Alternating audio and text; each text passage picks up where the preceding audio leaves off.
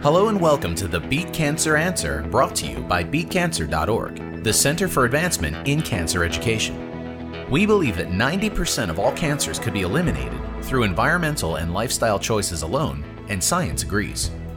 Unfortunately, most people don't know it, so we provide the education that can help you prevent, cope with, and beat cancer through diet, lifestyle, and other immune-boosting approaches. On every podcast, we will feature an expert who can teach us how to become part of that 90% who could prevent getting diagnosed with cancer. If you already have cancer, we have empowering information for you too. Over the past 35 years, we have helped thousands of cancer patients get back into the driver's seat when it comes to their personal journey of healing cancer and preventing future reoccurrence. Listen now as BeatCancer.Org founder and educational director, Dr. Susan Silberstein, interviews 22-year recovered stage 4 breast cancer patient Ann Fonfa. It's my pleasure today to be speaking with Ann Fonfa. Ann was diagnosed with breast cancer in January of 1993, more than 20 years ago, while suffering from extreme chemical sensitivity. She couldn't imagine taking chemotherapy, refused radiation and hormonal treatments, and sought new ideas. Ann then found traditional Chinese medicine, changed her diet to all organic and vegan, took nutritional supplements, was physically active, and discovered that helping others to find their path for recovery was a great way to go forward. Eventually, after having 25 different tumors, 14 of which were discovered after her mastectomy, Ann used Chinese herbs and became free of cancer as proven by MRI technology. In 2003, Ann founded the Annie Appleseed Project, a nonprofit organization incorporated in the state of Florida to share the information she discovered on her own personal journey. She frequently reads medical journals, attends many conferences, and is very active in social media. The Annie Appleseed Project hosts an annual cancer educational conference now in its 10th year. And you have invited me to speak at several of your conferences, including the upcoming 2016 conference. And our two organizations do have much in common in terms of shared philosophies. Yet, we've both been so incredibly busy that we've been like ships that pass in the night. And so I'm particularly happy that we both set aside some time for me to interview you today. So tell us a little more about yourself and your background. Thank you. I'm really happy to be with you as well. And I would like to say that your organization provided a lot of information because you used to hold excellent meetings that I was able to attend when I lived in New York City. And really, it was a source for a lot of information that I really needed when I was starting out on my journey, knowing nothing. That's wonderful to know, and I'm really happy to hand off the event banner to you. Yeah, really. It's work for sure. So, as you mentioned, I was diagnosed in 93. I knew nothing. I didn't have a single friend who was living with cancer. My grandfather had died of pancreatic cancer when I was 12. And people seem to go out of their way to tell me stuff like, oh, my next door neighbor's, but she died. Oh, my coworker's sister's, but she died. And I was like, what? Everyone's dying of breast cancer. That's really all I knew going into it. And consequently, I mistook pretty much everything that was discussed by the doctor. And also important information was left out, which naturally I didn't know because, as you know, when they say bring your questions, how can you? You don't have a single thing to go on. I knew nothing. So what were my questions? Oh, doc, am I going to live? And I certainly wasn't going to ask the doctor that. Mm-hmm. But I will say that fairly early on, I was sure that I would survive. After the first round of surgery, I realized that I had things that I could do to take control. And that is what I did. Mm-hmm. And I joined a support group. And being in the support group, I could see that the women who were going through the conventional treatment were getting weaker and sicker and sadder and quieter and slower. And I was kind of heading in the opposite direction. Although, I was not ill before I got the breast cancer diagnosis. I didn't get ill from the treatment because I wasn't taking that type of treatment. Mm-hmm. What I was doing was building myself up. in every possible way that I could. You mentioned physical activity. I'm not athletic, but I was, riding a bike and a stationary bike and doing other exercises, which I do to this day, 22 years later. That's tremendous. Yeah, I mean, the thing that gave me tremendous satisfaction was when women started to ask me if they could take a walk with me, if they could taste the juice I was making for myself, what supplements was I using. They were interested because they also could see that my health was going to better and theirs was going to worse. Eventually they recovered, of course, and they had to get their health back in many different ways. But I was able to show them that one way was the natural way, and I've stuck with that. Right. In fact, I think you told me that you had a turning point when you got a call from a woman who told you she was a 10-year breast cancer survivor, and then you turned around being that inspiration for so many other women. Yeah, that was really lucky for me because, I was raised outside of religion and I considered myself completely non-spiritual, and therefore I kind of discounted the mind-body connection. But being told by a woman the night before my surgery, a voice on the phone, and she said, "You don't know me, but I want to tell you I'm a 10-year survivor." And when I give talks to groups and I say that, we all get chills because I believe she saved my life. She showed me by her one sentence that, that I could survive too. I mean, I saw no reason. And I tell people this, when you are diagnosed with cancer, some amount of people survive no matter what the diagnosis. So even stage 4 of the worst organ cancer you can think of, some people survive. Of course, we don't study them and we don't know what it is, but I tell people, put yourself in that category immediately. Why would you be in any other group? So to me, that really, says it all. I put myself into the survivor category right from that moment, and it was prior to surgery, so that helped a lot. And that was a conscious choice and a decision on your part. Yes. Yes, and I we used to talk about cancer as the big C, because people were afraid to say the word cancer. I think of cancer as the big C today, but it stands for comfort, choice, and control. And it seems like you intuitively seized all of that way back when. Well, I was lucky, really. I'm not sure. I had been an activist in several movements, the anti-Vietnam War, civil rights movement. I kind of had a history of taking charge of those kinds of things, of being very caring and aware and paying attention. And it just got better for me continually. I was very lucky. There's no doubt about it. But I was in the right place at the right time. And when I started giving information out as Annie Appleseed Project, I actually started doing that 97 or so, right when I was told that I was stage 4 because I had all those tumors on the chest wall. And, it's a shock to find out that you're pushed to have a mastectomy and then cancer can occur after that. And then it's, now you have advanced cancer. It's so wrong. Every aspect, or I should say no aspect, was sensitively handled in the good old days. And I know from talking to people still that they're not, it's hard to be a doctor, let's face it. But sensitivity is not part of their training. That's Yeah, that's but true. It's a hard job. I mean, you and I know it's very difficult to give people information because they take it very seriously and have to be very careful. But I think, especially in the 90s, as you say, people weren't even mentioning the word cancer, much less talking about what the correct procedures were. So the things that I did were so considered alternative. Doing anything like exercise and eating healthier. I mean, they said to me, it doesn't matter what you eat. Exercise, you probably shouldn't do it. Don't do yoga. It might kill you. The immune system doesn't matter with cancer. And all things that we now know are completely ridiculous. And still, people tell me, my doctor said don't eat any fruit or vegetables during chemotherapy, based on a complete misunderstanding of the value of nutrients to the human body. For sure.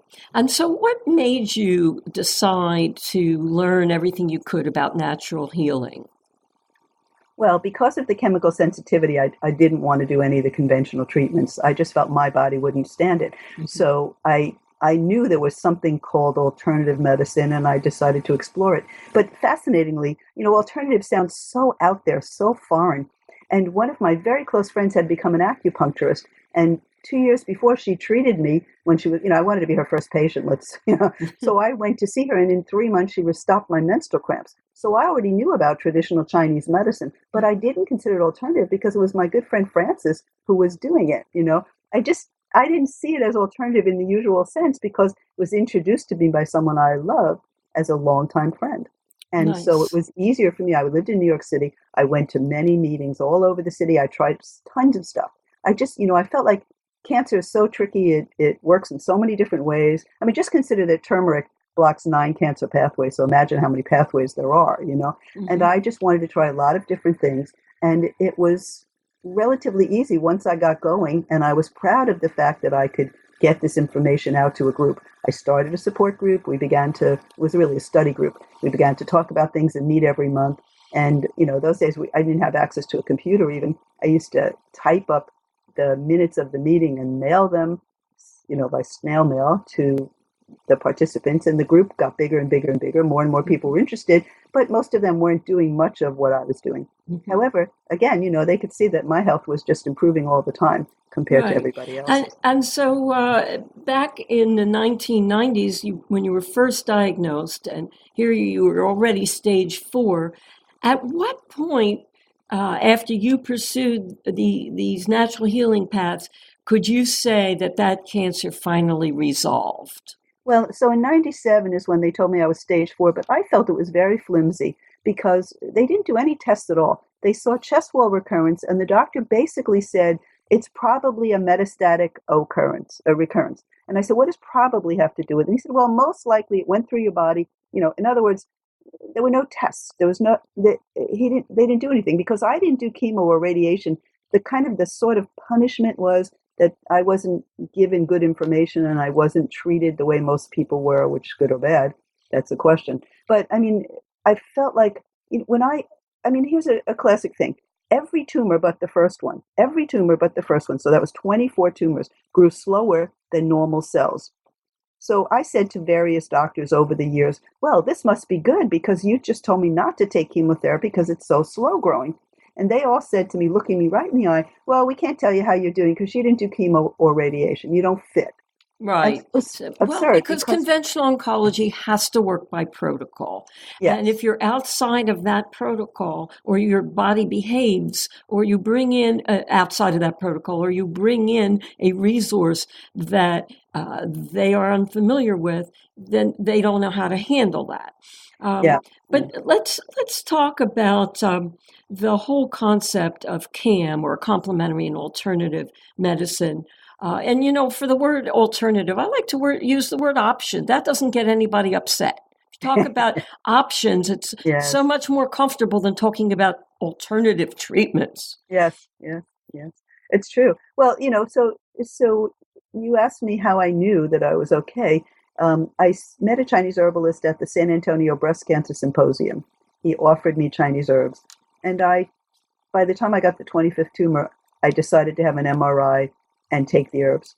And I had a very strong reaction to the first dose. It gave me hives all over. So that was pretty scary, and I had to overcome that anxiety about why that happened. But I saw that the chemical sensitivity symptoms reduced, and Mhm. the symptoms changed completely, and the intensity reduced. So I knew I was on a good path.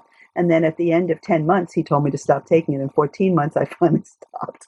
And then I had another MRI, which was shown that I was free of cancer And that by was when? MRI.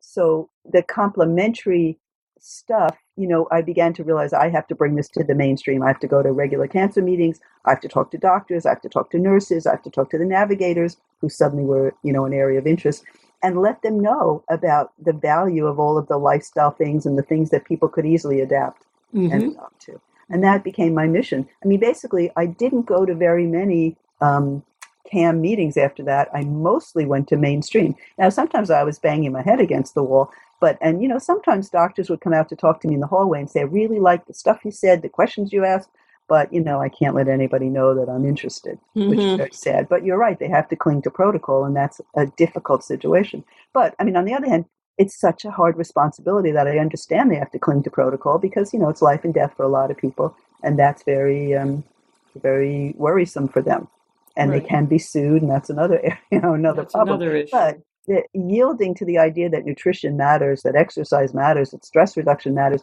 I mean, how many studies do you need before it's okay to eat blueberries? No, I mean, it becomes. I mean, I've heard your talks, and I think they're wonderful, and they're so clear. The idea of treating natural stuff the way we study a pharmaceutical drug, which is always going to cause harm, even while it may help, but it always causes harms as well. And that's, food is not like that. And yet, even talking to food scientists, they're very careful not to say anything very definitive. So we can't give you the definitive thing to eat because it might not work out for everybody. Well, that's certainly true. But if you're allergic to blueberries, don't eat them. We have strawberries. I mean, it's become ridiculous to the point where they're resistant. But I truly feel like we're at the cusp of change, and that's very important. I think most people, thanks to the internet and discussions by others, they're aware that there's something else out there, and if they have the possibility to do it, they might. One of the issues, as you know, many mainstream hospitals now have integrative centers for treatment, but most of them work by referral. So if your doctor does not refer you to the center, you might not know it exists. You might not find out about it. You might not go to it. And of course, in most cases, you won't be covered by insurance. So that's the real barrier that we have. It is, unfortunately. Yes. In fact, when insurance companies are telling doctors how to practice medicine, there's something askew with the system. Yeah, this is a really big issue because most people, they can't afford to step outside because you're going to have expenses anyway. You have co-pays and you have things that are not covered when they should be, and it's especially true for any kind of natural therapies, and that's ridiculous. Well, I've seen some interesting evolution in the concept of hyperthermia in this country. Because we have a lot of centers that are using heat treatments either locally or regionally or systemically. And when a patient agrees to take some chemo or radiation along with the hyperthermia, very often it will be covered and it can have some synergistic effects. But if you've got a patient who wants to not use any toxic therapies and just use lifestyle change along with hyperthermia, that patient may not be able to access that treatment, certainly, or get any insurance coverage for that treatment. Yeah, that certainly was true for me. I wanted to do photodynamic therapy when it first came out, and I just couldn't get them to do it because I hadn't already done conventional treatments before it. Very frustrating. But I think hyperthermia was an area I was very interested in from early on, and I'm happy that it is used in some places, but it is very difficult to access, and it's not around as much as it could be. Not in the United States as much as we'd like, no. No. I mean, even acupuncture, which I think should be covered for absolutely every single person in doing conventional treatment. And, my message to people is don't do conventional treatment alone. Always do some complementary or integrative stuff. I think that's a very fair message. That doesn't make anybody feel like they made the wrong choice or that you want them to go outside of medical supervision, which is not wise either.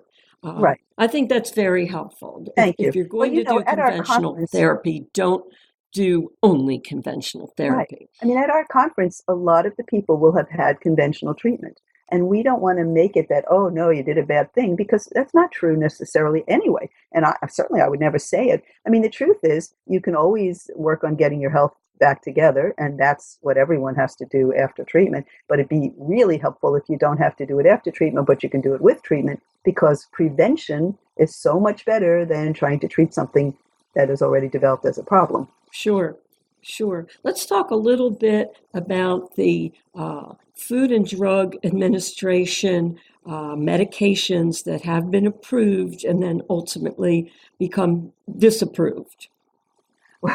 Well, so one of the things that's troubled me for years, I'm on the FDA's email list, and what they send out every month is a list of the drugs that they've had the safety labels changed.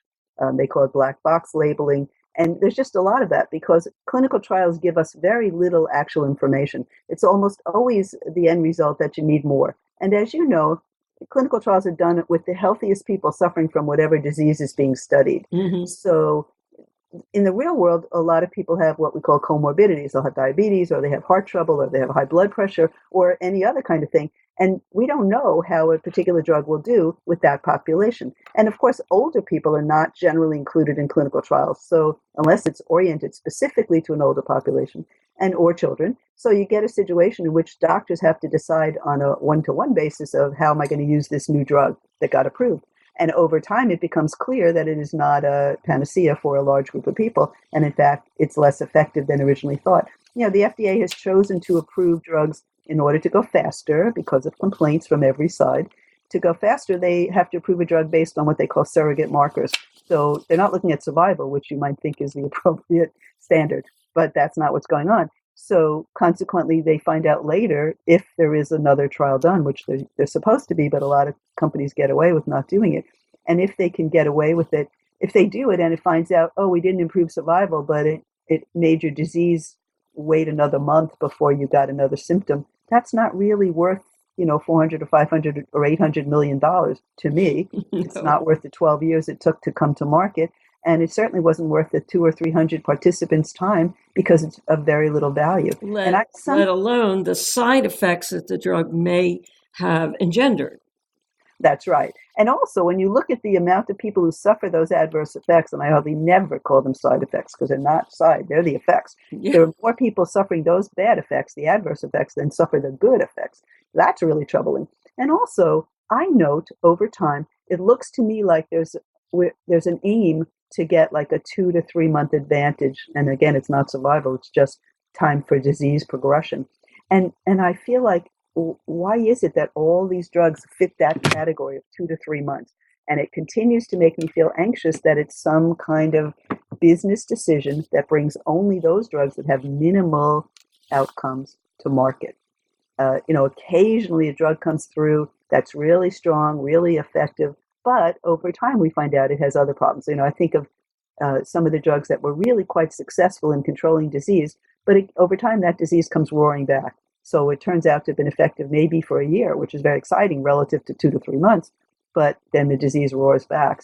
Or another disease takes its place. But that's why complementary or integrative approaches are so important at that time, because I know you agree with me. We have to support the body. You can't just attack the body with really dangerous drugs and hope for the best. That's just not good enough. No, for sure. And I think you mentioned that every month 40 or 50 drugs receive new danger warnings due to these so-called side effects. Is that a fact? Yeah, it's just because the way that studies are done, the standard is, they say in cancer drugs, it doesn't go up against a placebo, but unfortunately it does. And it also a new drug can go up against a drug that doesn't quite match up. So, this I saw early on. I used to go to FDA hearings again when I lived in New York. I've been in Florida for 13 years. But in the old days, I used to go to the FDA hearings, and there were things that just made me crazy. And one of them was the introduction. They always said there were no unexpected toxicities. And I'm saying that, yeah, but the expected ones, they're bad. It wasn't unexpected, but so what? And then and the other problem with that is that those the way that they did comparisons, they didn't have to go against a head-to-head drug. And that's so weird, and also you could have the wrong dose, the wrong timing, the wrong schedule. I mean, look at Xeloda. That's a drug that was passed by the FDA, approved by FDA at a very high level. And it turned out to be so toxic that people couldn't take it. So it began to be talked about, doctors in the know are prescribing it at a lower dose. So that's like an off-label treatment to a degree. So I was really angry because doctors in the know implies there are doctors not in the know, which means they don't know what they're doing and they're giving people toxic drugs. And some doctors would say to me, but we'll stop or we'll lower the dose when people have a problem. Well, hello, when you do that, they already have a problem. And, the problem for Xeloda was neuropathy, which is not easy to deal with after the fact. And that, to me, is a classic example of where the system goes wrong.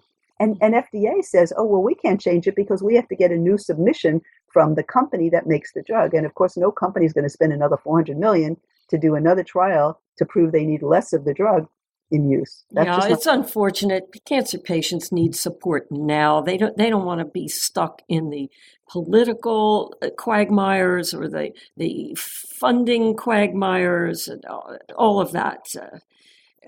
They need help now. And another issue that I see, if there's a trial of a supplement or a vitamin that goes bad, that's front page news because pharmas, PR firms, and public relations people get front page coverage on it with their slant. They write the articles, gets published in just about every newspaper without much of a change. Because I read several newspapers and I can see the stories almost exactly the same in each one.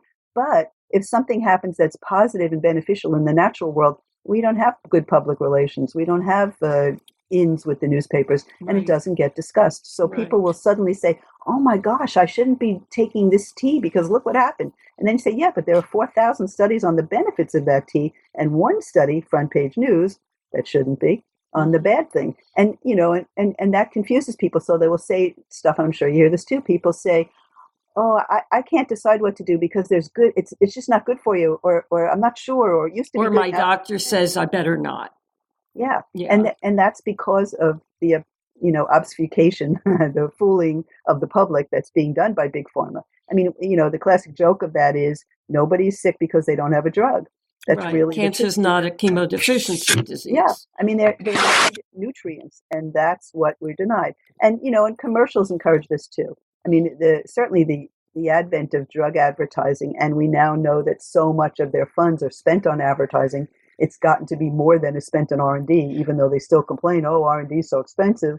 But really, those funds have been going for a long time to advertise to us. Well, when I want to have a good laugh, I just listen to a drug ad, and at the end it says, one of the side effects of death is death. So if you've had a problem, you can call your attorney. Right. Or we have this is an acne drug, but leukemia is one of the adverse effects. Oh yeah, great trade-off. Or allergy medicine, the possible tuberculosis. I mean, there's just I don't remember the exact. But ask your doctor if it's right for you. It is kind of annoying. Well, the AMA has just come out and said that they're opposed now to TV ads because their doctors are being harassed all the time to prescribe things that aren't necessarily appropriate. And that happened with overprescribing of antibiotics too. Yeah, absolutely. Yeah. Well, and that's also because the animals, and that's one reason I'm a vegan, animals are given so many antibiotics. And there is a movement away from that finally. But, it's always too little, too late. And that's where we are with most of this. I mean, most people are eating junky food, but they think it's healthy. Most doctors are trained to say to people, are you eating healthy? And everyone thinks they're eating healthy. Everyone. It doesn't matter what they eat. They all say sure most doctors could define what eating healthy really is. No, they can't. I mean, my husband went for a colonoscopy one time. Exactly one time. The doctor had on his desk a liter of Diet Coke. And my husband said to me immediately, don't say anything. So I didn't say anything throughout the whole lecture. But at the end, I said to the guy, it doesn't give me any assurance that a GI doctor has a liter of Diet Coke. It was horrible. And that's, how can they define health when they can't define health for themselves? And, I even met an oncologist, a pediatric oncologist who's boasted that he loved Diet Coke so much, it was really, but it's not, doesn't have any sugar, it's fine, and it goes. And I think when I ask people how they eat, I specifically say, are you eating fruits and vegetables? I don't say, are you eating healthy? Mm-hmm. I define it right up front. Are you eating fruits and vegetables? And on Facebook page that I run for Annie Appleseed Project, I say, eat organic whenever possible. And I just pound that in because I think that's a serious message. Our food is so sprayed and so laden with pesticide in the soil and the water and the air. It's just horrendous. Sure, and there have been a number of studies showing that organic produce is much higher in the phytonutrients that help fight cancer. Let's talk specifically about the Annie Appleseed Project. I know you came up with that name. It's so cool. Tell us about that. And then Thank you. I have a very clever mother and sister. My sister's a poet. My mother was very witty, and we played all day with names. I fell asleep. I woke up. I said, I got it. We're spreading information, and my name is Ann. It's going to be Annie Appleseed. So it doesn't have any deeper meaning, but it works very well because an apple a day, and, it's a healthy fruit and so on. But what we do from the beginning, I was providing information about lifestyle, simple, natural things, and then also about CAM, complementary and alternative, we call holistic, whatever, things that people could do to get their health better. And I realized early on that it worked in any circumstance. It's the same body. And when you're strengthening your body, you're reducing your chance of heart disease and diabetes and all the other issues of our day. So what we decided to do, and eventually, as you mentioned, in 2003, I finally incorporated it as a real nonprofit in Florida. But our plan was always to just give information to people and hope that they would take the information and run with it. Now we actually go to many conferences. This past year, 2015, we've gone to 4 nursing conferences, 2 nurse navigator conferences, and 2 ASCO meetings.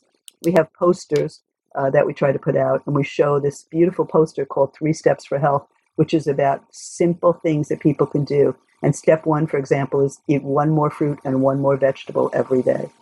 And doctors say to me, oh yeah, my patients ask me if there's anything they can do, and I think they can do this.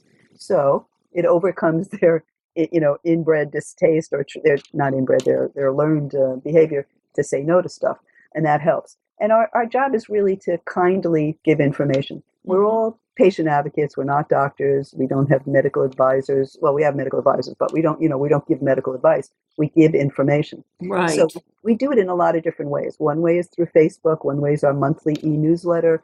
The other way, of course, is the website, which is the main thing. And that gets updated fairly often. Not as often as I would like, because I don't do it anymore. I can't do everything. So we actually have a group that does it for us. But the big thing, as you mentioned, that's our conference every year. We started in 2008. We had 2 in 2012, so we're actually up to our 10th conference. We host it in West Palm Beach because we're located in South Florida. And we hold it at the end of February because the weather's grand and most people are suffering. So we figure that's an added reason to come down and enjoy our conference. An incentive. Yeah. So let's talk about the one that's coming up this coming February in 2016. What is the exact date of that conference? Where is it being held? And then let's talk about what's going to be offered at that conference. So the next one is February 25th, 26th, and 27th. It starts Thursday afternoon at 2:00 p.m. We have a reception that evening, but there are first 3 or 4 speakers, including a Qigong session, which is very lively and people really love it. Get very active, get up and move in very healthy ways. We always have a theme called Many Paths to Wellness. And by that we mean, when we say to people, you're going to hear a lot of different speakers. They're going to talk about a lot of different topics. Take what you need from their talk.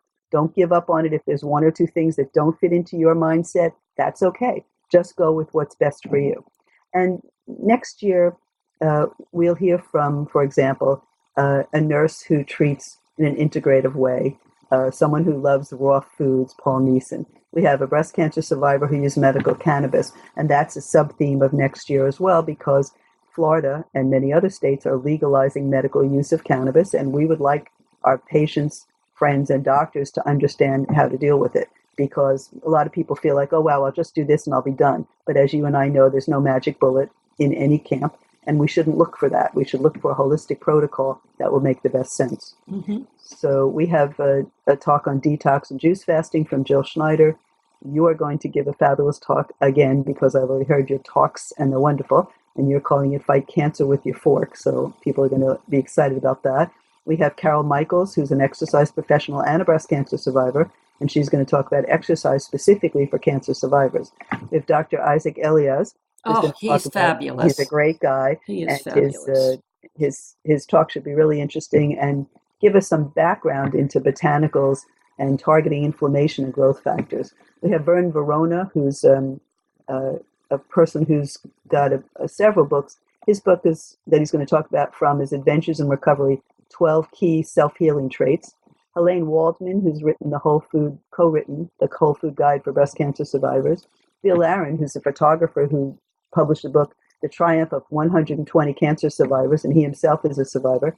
Lisa Battaglia, who practices homeopathy. Avinome Lerner, who's a certified consulting hypnotist. We have a breast cancer specific panel. And then, of course, we have the medical cannabis panel with several speakers. We have a patient panel, which is always our most popular event. Real people talking about their real experiences. We call that patient-centered evidence. It's never an anecdote. It's real people talking about the real things they've experienced. And we serve organic food. So the opening reception on Thursday night is all organic food. Most of the dishes are donated by local chefs, and the food comes from local farms, usually delivered that day or the day before. Very, very fresh.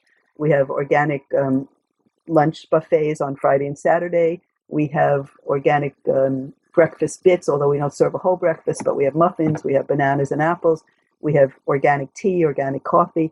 There are a lot of companies that donate their organic products for giveaways, and that's really fun too, because although the conference costs $249 to attend, people will be getting about $100 or more of giveaways, and it kind of offsets because they're really useful stuff and really useful items, fun items, and the atmosphere is very friendly, very warm, and also very exciting at the same time. And Because you have exhibits as well, right? We have exhibitors, yes, not a lot, because we try to keep it fairly limited. Some, you've been to some conferences, and I have too, where there's rooms of exhibitors just side by side. It's too much. I feel like the intensity is overwhelming to people, so we keep it at a moderate level with groups that we think will have beneficial information. Right. I mean, everything we do has to be carefully chosen. We try to make sure it's really meaningful for the people who will participate. And this is not just for breast cancer patients, right? No, thank you for mentioning that. It's all cancer, because pretty soon on I saw that the things that worked in breast cancer certainly could be useful for everyone else.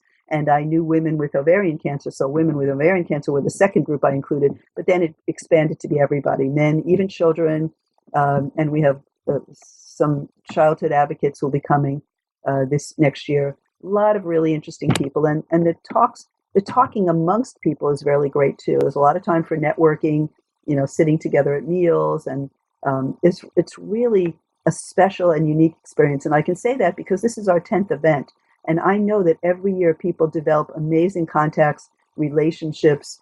They just meet, their needs are met at this meeting. Mm-hmm. And I've been to several, and I totally agree. You do a fine job. So now, how specifically can people register for this conference? So on our website, AnnieAppleseed.org, just about every page has a little icon for the 10th conference, and all you have to do is click it, and it will take you to the page. And as you scroll down, there's a register button. You can register for the entire conference, or if you're local and you just want to come for a particular day, you can do that. There's a registration for spouse if you want your spouse to eat meals with you so that they can have the fabulous organic food. The hotel brings completely new kitchen for this week. It's as though they went kosher. They have all organic oils, all organic spices, and all organic foods, and most of it comes from local farms. So fresh is the byword of our meals. They're really delicious and interesting. And registration is open right now, but it does end when we have 250 people total, because that's how much the hotel room can hold. We can't do more than that. It's $249. We do offer some scholarships, and we are able to give a scholarship worth about $250. So that covers the entry or hotel shared room. And we don't have funding from Big Pharma. Those are the people who can fund any old thing they want with any expense, but that doesn't happen for us. First of all, they wouldn't give us the money, and second of all, we wouldn't take it. So, but we've always had people who are in need, because let's face it, most people are going to have to buy this CAM treatment on their own. They won't get insurance coverage, so we understand that, and that's why the cost for the conference has not gone up in the last 4 years. We try to keep it at $249, and that includes 3 organic meals. That's great. All access to all 20 speakers, the giveaway items worth $100, and just a general great atmosphere. I can highly recommend it to anyone who might be interested, and I can guarantee that you'll come away from it with information you didn't realize you needed. Okay, so Annie Appleseed Project.org, where people can register. And let's just talk very briefly about the concept of evidence-based. Make sure our listeners understand what that means. Yeah, that's great. So what we mean by that is that there are thousands of studies of natural products, substances, lifestyles, issues that don't get front page news, but they exist. And they are, really a starting point for most of us. When you aggregate or bring those together into an analysis, you can see that the bulk and majority of evidence supports the idea of healthy living and trying these kind of things. And also, for example, traditional Chinese medicine, which I say healed me of breast cancer, that is not studied in the U.S. because it doesn't fit into the round hole. It is a square peg. It's completely different. You can't isolate an individual herb from Chinese medicine and study that. But in the Western mode, we like to not only take the individual herb, but we like the active ingredient and study that. Exactly. But the active ingredient is not the item itself. It's not the prescription that I got. It's not, nothing like that. It's the same with Ayurveda or homeopathy, because those systems, which have been around for a long time, in some cases, in Chinese medicine, I think they wrote the first herbal 6,000 years ago. And as I often say to people, there are 18,000 generations who lived with this. If it didn't work, they would have figured it out already. Our system's only a couple of hundred years old, if that. And we have the nerve, And I often say the other thing, which is the corollary, what's your evidence for saying no, doc? And that you don't need evidence to say no, but you should. It should be based on something, not just, I don't know anything about it, so don't do it. That's not reasonable because that information exists. We have the Library of Medicine, pubmed.gov, which, .gov, which can actually show you the studies, and you can bring that to your doctor and have a conversation based on reality. Good for you. Good for you. And that's what we try to do here at BeatCancer.org, research-based education. So let's end with your personal message for anyone who's listening right now and dealing with cancer. What do you want to tell them? Thank you. So what I would like to say is never just do conventional treatment alone. Always consider nutrition, exercise, stress reduction, and dietary supplements. And there are studies to go with that. Reach out for help, get support. If you need help cleaning your house, get that. Don't deny yourself the help that you need when you need it. And don't be afraid. Everyone, every group, somebody survives. Put yourself in that category and live every day like it's today, because that's what we have, all of us. That's a beautiful message. And of course, there are many ways to get well. Just remember that.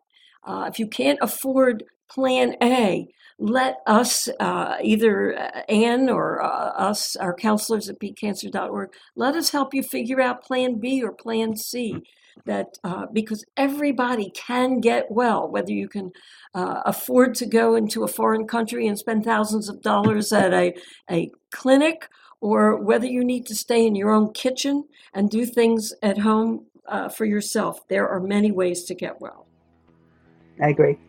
Thank you, Ann. It's been a pleasure. I don't think we've ever had this amount of time to be in. That's great. Thank you. I look forward to seeing you in February. I guarantee 75 degrees. Thank you so much for joining us on the Beat Cancer Answer. If you learned just one thing today about how to prevent, cope with, or beat cancer, then we have succeeded in our mission. For more information or assistance, visit our website at BeatCancer.Org. Remember to sign up for our educational email series and get your free gift. Join in the conversation on Facebook, Twitter, or Google+, where you can meet others who think just like you. We appreciate all of your feedback and love your suggestions. Please also remember to rate us on iTunes. Your positive ratings help us to get discovered so we can save more lives. Thank you again for listening, and best wishes for good health from all of us at BeatCancer.org.